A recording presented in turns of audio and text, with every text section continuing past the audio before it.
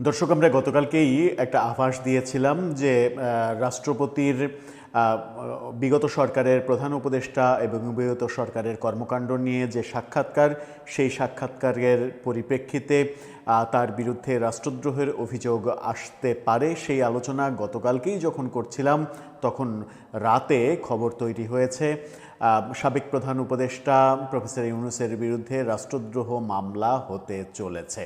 ভয়ঙ্কর এই তথ্যটা এসেছে। তবে কি সত্যি সত্যি মুদ্রার অপোজিট পৃষ্ঠা দেখতে চলেছেন সাবেক প্রধান উপদেষ্টা এবং নোবেলজয়ী প্রফেসর ইউনূস? কে করবেন এই রাষ্ট্রদ্রোহ মামলা? সেই মামলা আদালতে গেলে কি অবস্থা দাঁড়াবে? পরিবর্তিত প্রেক্ষাপটে কোন দিকে যাবে পরিস্থিতি? প্রফেসর ইউনূস এখনও দেশে রয়েছেন, তিনি কি আদৌ দেশে থাকবেন? তাহলে অনেকগুলো প্রশ্ন সামনে এসেছে। চলুন একটু জেনে দেখি কে করবেন রাষ্ট্রদ্রোহ মামলা, তার ফলে কি পরিস্থিতি হতে চলেছে। থাকবেন পলিটিক্স টিভির নিয়মিত আয়োজনে।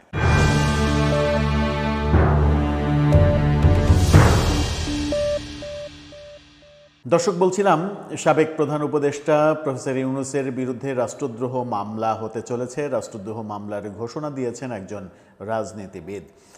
এই তথ্যটা নিশ্চিত করছে দৈনিক কালের কণ্ঠ এবং আমরাও সেই সোর্স অনুযায়ী খোঁজ নিয়ে দেখেছি যে একটি অনলাইন প্ল্যাটফর্মের অনুষ্ঠানে এই বক্তব্য দিয়েছেন একজন রাজনীতিবিদ।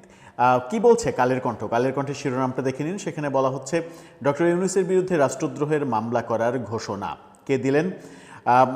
ঘোষণা দিয়েছেন বাংলাদেশ মুসলিম লীগের সভাপতি ও সুপ্রিম কোর্টের সিনিয়র আইনজীবী মহসিন রশিদ। তিনি বলেছেন, ইউনূসের কর্মকাণ্ড শুধু সংবিধান লঙ্ঘনের মধ্যেই সীমাবদ্ধ নয়, বরং তা রাষ্ট্রদ্রোহের পর্যায়ে পড়ে। বর্তমান সরকার পদক্ষেপ না নিলে আমি রাষ্ট্রদ্রোহ মামলা করব। সিনিয়র সাংবাদিক মঞ্জুরুল আলম পান্নার ইউটিউব চ্যানেল মানচিত্রে অংশগ্রহণ করে তিনি এই বক্তব্য দিয়েছেন। মহসিন রশিদ বলেছেন, প্রধানমন্ত্রীর পদ শূন্য হওয়ার পর রাষ্ট্রপতিই একমাত্র সাংবিধানিক পদে অধিষ্ঠিত ব্যক্তি ছিলেন। সেই রাষ্ট্রপতির সঙ্গে যথাযথ যোগাযোগ না রাখা, নীতিগত সিদ্ধান্ত নেয়ার আগে তাকে অবহিত না করা এবং সাংবিধানিক শিষ্টাচার উপেক্ষা করা গুরুতর লঙ্ঘন। এটি শুধু সংবিধান লঙ্ঘন নয়, ইটস ট্রিজন। তিনি বলেন, রাষ্ট্রপতিকে তার সাংবিধানিক দায়িত্ব যথাযথভাবে পালন করতে দেয়া হয়নি। তাকে ভয়ভীতি দেখিয়ে মানসিক চাপে রাখা হয়েছে এবং রাষ্ট্রপতির কাছে পাঠানো নথিতে সই করানো হয়েছে। রাষ্ট্রপতি সহযোগিতা না করলে রাষ্ট্রে অচলাবস্থা সৃষ্টি হতে পারত। রাষ্ট্রপতি রাষ্ট্রের প্রতীক, তাকে যথাযথ সম্মান না দেখানো রাষ্ট্রের মর্যাদা ক্ষুণ্ণ করার শামিল। মহসিন রশিদ বলেন, একজন সাবেক উপদেষ্টা রাষ্ট্রপতিকে চোর বলেছিলেন। যার হাতে শপথ নিয়েছেন তাকেই চোর আখ্যা দিয়েছেন তিনি দাবি করেন, প্রেস উইং অপসারণ, বঙ্গভবন ঘেরাও এবং রাষ্ট্রপতিকে অপসারণের চেষ্টা, এসব ছিল রাষ্ট্রীয় শিষ্টাচার বহির্ভূত কর্মকাণ্ড। এসব ঘটনার সঙ্গে ডক্টর ইউনূসের সম্পৃক্ততা বা নীরব সমর্থন ছিল কিনা তা খতিয়ে দেখতে তদন্ত কমিটি বা কমিশন গঠন করা উচিত। ইউনূসের নেতৃত্বাধীন উপদেষ্টা পরিষদের কয়েকজন সদস্যের বিরুদ্ধেও তদন্ত দাবি করেন মহসিন রশিদ। তিনি বলেন, রাষ্ট্র কোনো খেলার বিষয় নয়, রাষ্ট্রের ক্ষতি হয়েছে কিনা তা নিরপেক্ষভাবে অনুসন্ধান করা দরকার। সংবিধানের 106 অনুচ্ছেদ চ্যালেঞ্জ করার প্রসঙ্গ তুলে তিনি বলেন, এ বিষয়ে তিনি আদালতে গিয়েছেন এবং রায়ের সার্টিফাইড কপির জন্য আবেদন করেছেন। রায় হাতে পেলে তিনি রিভিউ করবেন। ভবিষ্যতে যেন আর কোনো অবৈধ বা অসাংবিধানিক অন্তর্বর্তী সরকার না আসে, সেই ব্যাপারে সতর্ক থাকা জরুরি।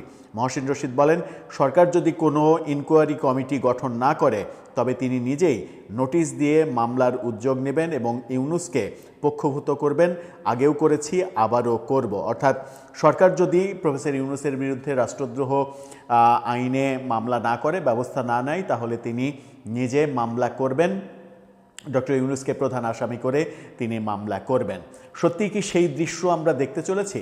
যখন আমরা শুনছি প্রফেসর ইউনূস 28 ফেব্রুয়ারি এখনও যেখানে অবস্থান করছেন সেই যমুনা ছেড়ে দেবেন, ছেড়ে দিয়ে গুলশানে তার নিজের বাসভবনে উঠবেন, সেরকম একটা প্রেক্ষাপটে এই আলোচনা যখন সামনে আসলো, তখন কি ব্যাপারটা এরকম আমরা দেখব যে খুব শীঘ্রই প্রফেসর ইউনূস দেশ থেকে বিদেশে নিরাপদ জায়গায় চলে যাবেন, যেন তাকে কোনো ধরনের কোনো হেনস্থার শিকার না হতে হয়?